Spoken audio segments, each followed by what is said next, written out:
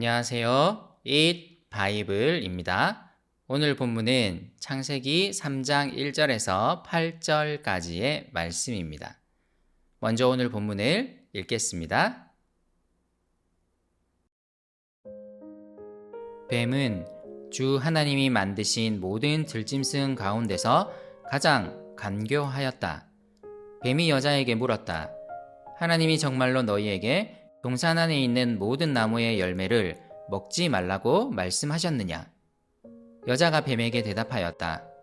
우리는 동산 안에 있는 나무의 열매를 먹을 수 있다. 그러나 하나님은 동산 한가운데에 있는 나무의 열매는 먹지도 말고 만지지도 말라고 하셨다. 어기면 우리가 죽는다고 하셨다.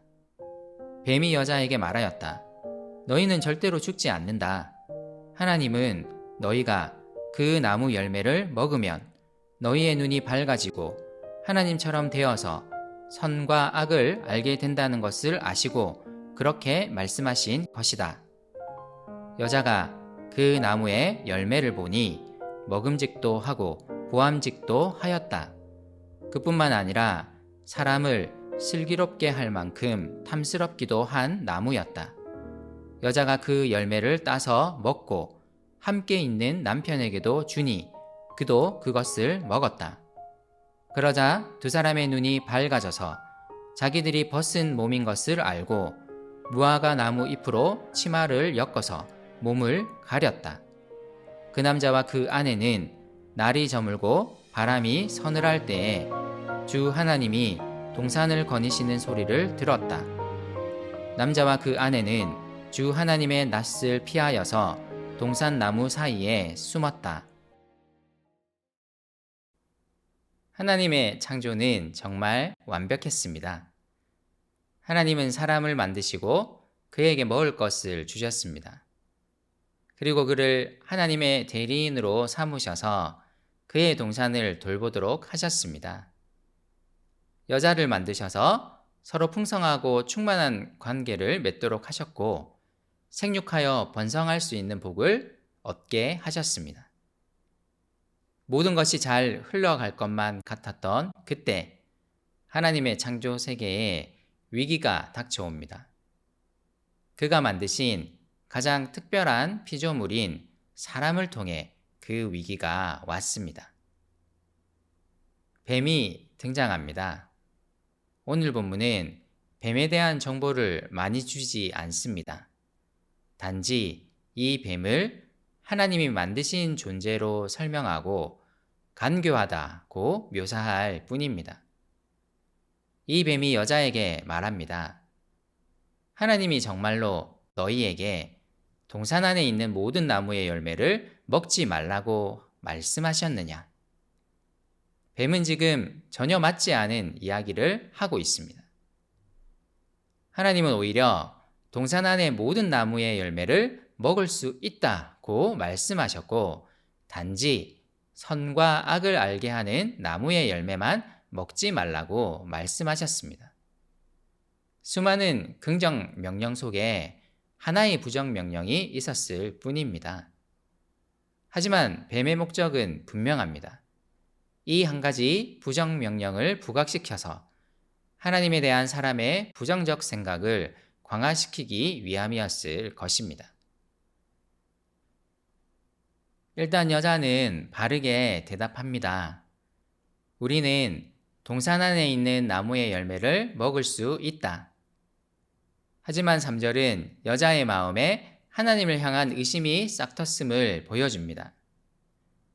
그러나 하나님은 동산 한가운데 있는 나무의 열매는 먹지도 말고 만지지도 말라고 하셨다. 하나님은 먹지 말라고 하셨지 만지지 말라는 명령은 하지 않으셨습니다. 뱀의 전략이 먹혔습니다. 뱀은 멈추지 않고 여자를 몰아갑니다. 이제 노골적으로 하나님의 명령을 뒤집고 있습니다. 하나님은 선과 악을 알게 하는 나무의 열매를 먹지 말라고 말씀하셨고 이 말씀을 어기면 죽는다고 분명히 경고하셨습니다. 그런데 뱀은 이렇게 말합니다. 그 열매를 먹어도 너희는 절대 죽지 않는다. 하나님은 너희가 그 나무 열매를 먹으면 너희의 눈이 밝아지고 하나님처럼 되어서 선과 악을 알게 된다는 것을 아시고 그렇게 말씀하신 것이다. 그 열매를 먹으면 하나님처럼 될 수 있다고 말합니다. 하지만 하나님은 그렇게 말씀하신 적이 없습니다.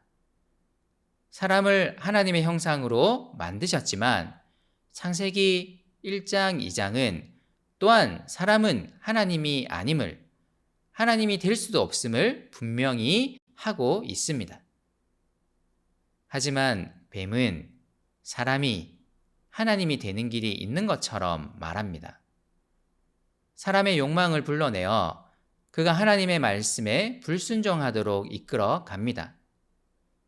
뱀의 말을 들은 여자는 그동안 하지 않았던 생각을 합니다. 말을 듣고 보니 이제 선과 악을 알게 하는 나무의 열매가 먹음직도 하고 보암직도 했습니다. 그리고 정말 사람을 슬기롭게 할 수 있는 것처럼 보였습니다. 창세기 2장의 하나님의 명령에서 지혜는 하나님께 속한 것이었고 사람은 하나님의 계시에 전적으로 의존하게 되어 있었습니다. 하지만 이제 사람은 지혜를 탐합니다. 하나님의 자리를 탐하는 것입니다. 여자와 그 자리에 함께 있었던 남자도 뱀의 유혹에 스스럼 없이 넘어갑니다. 그 역시 하나님의 자리를 탐했습니다. 그런데 그 결과는 예상과는 너무 달랐습니다. 그들은 지혜를 얻기는커녕 수치, 곧 부끄러움을 얻었습니다. 그들은 서로 간의 관계 속에서 충만함을 누렸습니다. 그런데 이제 서로에게 부끄러움을 느끼게 되었습니다. 뿐만 아닙니다. 하나님께도 부끄러움을 느끼게 됩니다. 늘 동산에 거니시던 하나님을 만나 뵙던 그들은 이제 하나님을 피해 숨습니다. 서로 간의 관계가 깨어졌을 뿐만 아니라 하나님과의 관계도 이제 깨어졌습니다. 이제 그들은 충만함이 아닌 깨어짐을 경험하게 될 것입니다. 다시 한번 기억해야 합니다. 우리는 하나님과 그분의 말씀을 의존해야 합니다. 그분의 말씀에 순종하는 삶이야말로 우리의 사람됨을 가장 잘 드러내는 것입니다. 스스로 지혜를 얻고 스스로의 권위를 가지고 살아가려는 행동은 충만함이 아닌 수치와 깨어짐을 우리에게 가져올 것입니다. 하나님만이 우리가 의존해야 할 분이십니다. 그분의 말씀을 귀 기울여 듣고 그 말씀을 의존하는 삶을 살아갔으면 좋겠습니다.